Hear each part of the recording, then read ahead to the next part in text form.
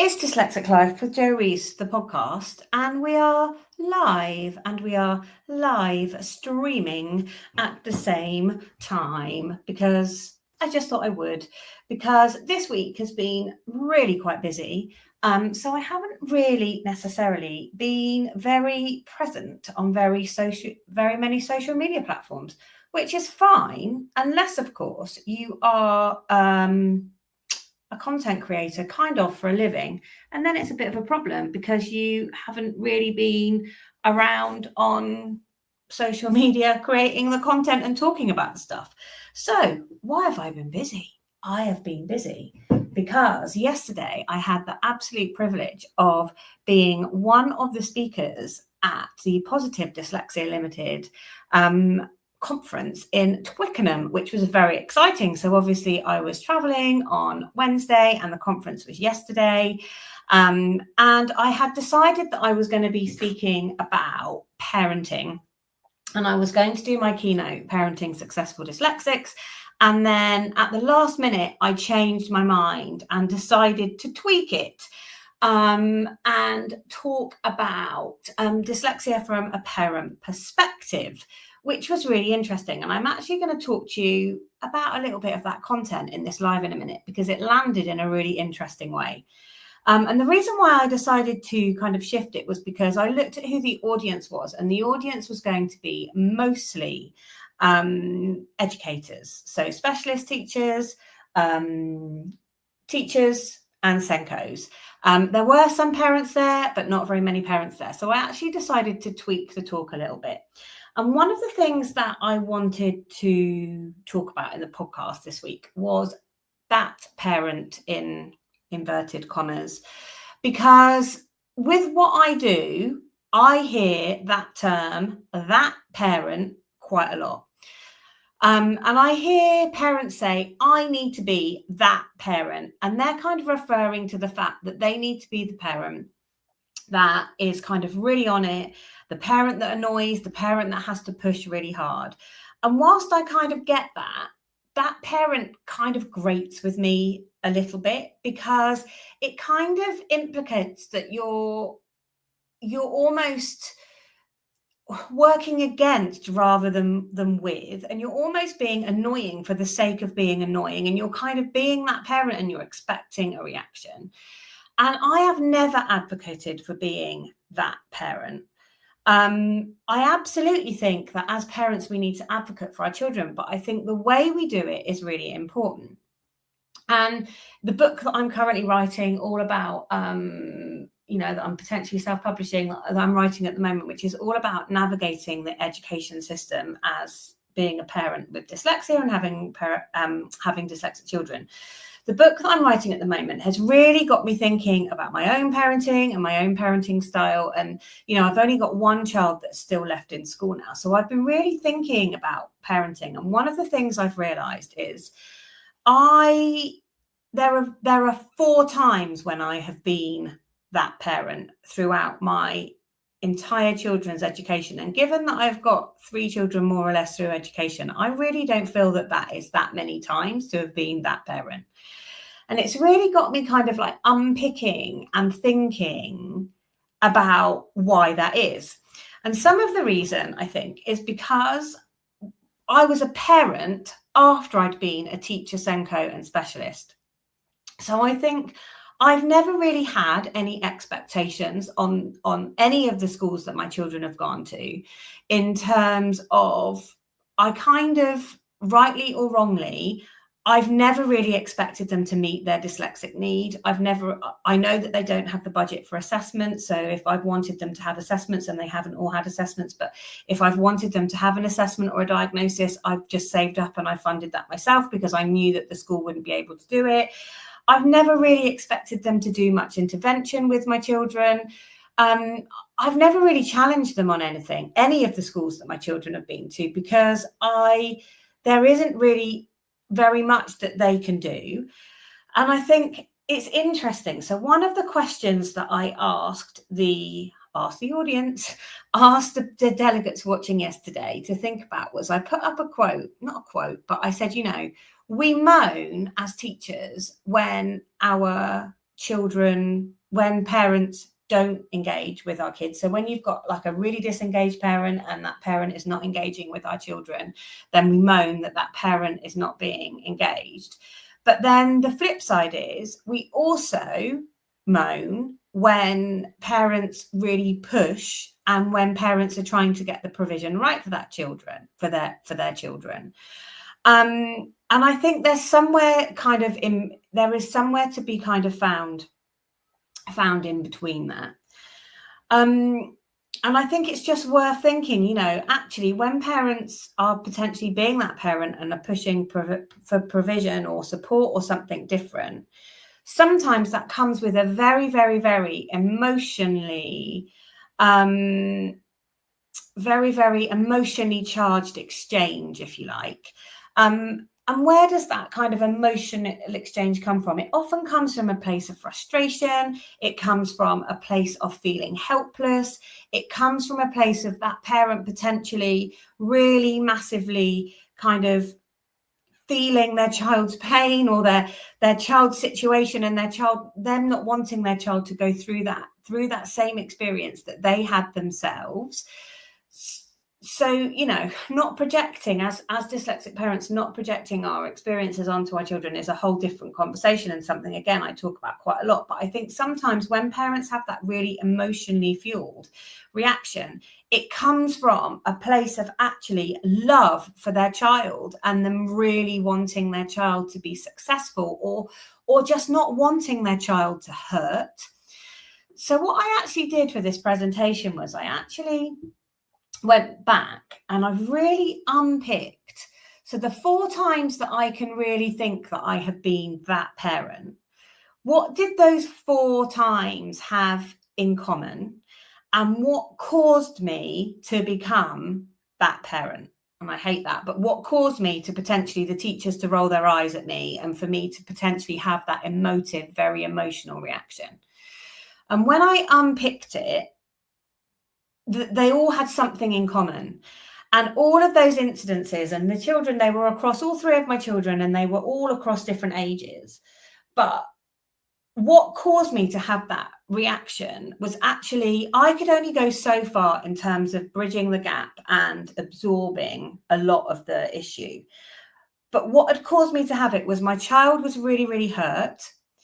Their effort was not being acknowledged or seen.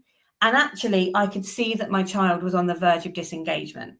And I didn't want them to be disengaged from education or from school. So those 3 things combined were what caused me to actually take the action and begin to step up and advocate for my children and have challenging conversations.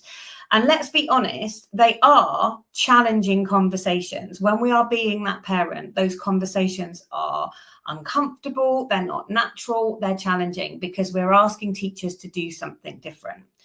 And the reality is sometimes teachers don't want to listen. But also the other thing, so in my pod, in my Parents of Dyslexic little group that I've got going on at the moment, which has now closed, but watch this space because it's going to open and relaunch in a slightly different way soon.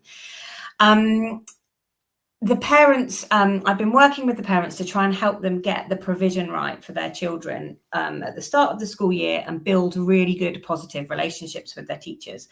And actually, some of the things that were coming up was sometimes when we have those conversations with teachers become very defensive and can become quite confrontational. And I think sometimes it's because we as parents sometimes know more than the teachers in front of us. And I'm not blaming that on a teacher, but, you know, we've talked a lot about how teachers aren't necessarily provided with the right training or the right knowledge to know how to support dyslexic kids. You know, secondary school teachers in particular are often experts in their subjects, but they're definitely not experts on SEND. You know, I know as a teacher myself, when I did my training, you know, parents assume that teachers are experts on all areas of SEND, but we're not. We're experts on teaching a class of children. We're not experts on how to support all the different kind of strands of SEND. So I think sometimes when teachers have that kind of really defensive reaction, it's almost because they're on the back foot, because they don't know how to answer it. They're not sure actually if what you're saying is right or not. And potentially you're more skilled in some ways than they are. So I think it's about having those really gentle conversations. I also think from a parent perspective, we need to be aware that there might be internal politics going on, that we don't know the pressure that teachers are under internally. So there are lots and lots of things to consider. But yeah, I really hate that phrase, that parent, because to me, any parent that is approaching a school and wanting to have a conversation with a school, that is a parent who is generally and genuinely wanting their child to do well. So actually, we should be listening to them, and we should be working with them. So that was that parent little thing that I wanted to share with you in the podcast this week. And the other thing that I wanted to talk about was the importance of face-to-face conferences. So the conference yesterday was just amazing for lots of reasons. And I can't lie, you know, since lockdown, travel for me as a dyslexic person, travel for me feels even worse than ever. I don't find travel easy. It drains me. You know, let's be honest, travel takes up a lot of time. It's much easier to log on to something online. But I think in-person events and conferences are still really important and really powerful. And I say that because I've got my Isle of Wight conference coming up in a few weeks' time. And, you know, we are selling tickets. They are trickling out the door. I think we've got over half of Island schools signed up now. But I think so often people miss the value of an in-person conference. And last week I interviewed the lovely Kat Edel, who's one of my, who's the co-founder of the Dyscalculia Network, along with Rob Jennings, who was at the conference yesterday. And we were talking about the importance of in-person conferences. And I think I had three kind of takeaways from the in-person conference that I wanted to share with you yesterday. So one thing I kind of realized is that I can actually hold my own amongst professionals. So quite often I put professionals on a bit of a pedestal. So yesterday, I finally met the incredible Dr. Sarah Mosley, Sam Garner, which was just brilliant as well. It was lovely to meet her. Joined with my lovely colleague, Louise Selby again. Katrina Cochran organised the conference. So it was great to see her. I had a lovely dinner with Dr. Jenny Guys as well. Rob Jennings was at the conference. He was presenting at the end on dyscalculia and strategies. And then it was also really exciting because Ellen Broom, who is the CEO of the BDA, she opened, so I finally got to meet her. And Lynn Lovell, who is, I can't remember her exact title, but she works for the BDA, and she came to do an opening presentation on the new definition of dyslexia and on intervention. Now, I have done loads of online trainings on the new definition of dyslexia. As an assessor, it's really, really, really important that we understand that. But it's really interesting having it presented to me kind of in that face-to-face environment, and having colleagues either side of me that I could discuss that with in the break suddenly really brought it to life for me in a really different way. And something that had felt super scary and really overwhelming suddenly didn't feel anywhere near as scary, suddenly made sense. So that's really interesting because I've probably done about 3 sessions on that online. But yesterday, for me, everything clicked. And I think it was just that cold kind of in-person thing. And the fact that I could kind of, you know, it was interactive, the presentation, we were asked questions. We were kind of given time to think about it. We could have little mini discussions with colleagues next to us. And that kind of really enabled me, that kind of breakout room thing that you don't necessarily get on an online was super powerful for me. So I think that was that was something that I really took away from yesterday.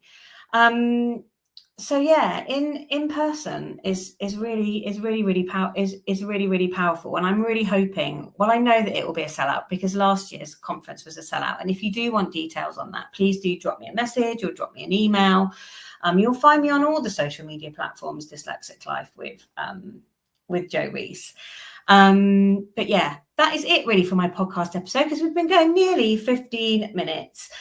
So many exciting things coming from me in the next coming weeks. Obviously, we've got Dyslexia Awareness Month coming up, and actually Ellen Broom did talk quite a lot about that and the importance of how we all have a responsibility to take action. But for now, if you're new to the podcast, because this is a podcast episode, please do go back and listen to it. If you're watching me on a live stream, you can find the podcast on all podcast platforms, and it is literally called At Dyslexic Life with Jo Rees, the podcast, and it aims to normalise where dyslexia shows up in everyday life, with me talking and sharing my own dyslexic experiences, personal and professional. And maybe I should just leave you with this one. So I said last week that my daughter had started uni. It's all going super well. But she's had a little hiccup with her student finance, because she actually was going to one uni and she changed her mind because she got offered a place off a waiting list at another uni.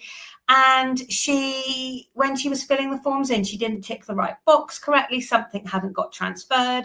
So, she's had to really kind of sort that out for herself.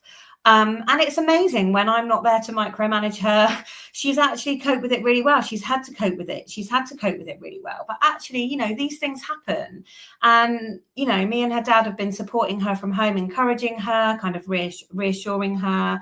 And it's not a massive, great, big, huge thing, because these things happen. Whereas for some kids that perhaps might not realise that neurodivergence was the reason for why that error had been made, it might be really chipping away at their confidence and self-esteem in a different way. So yeah, these mistakes do happen, and it's all about kind of how we deal with them going forward.